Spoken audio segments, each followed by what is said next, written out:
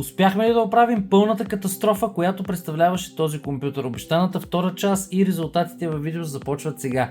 Ако не сте гледали какво заварихме тук, просто скролнете един път нагоре. Аз ви оставям следващи кадри и дано да им се насладите.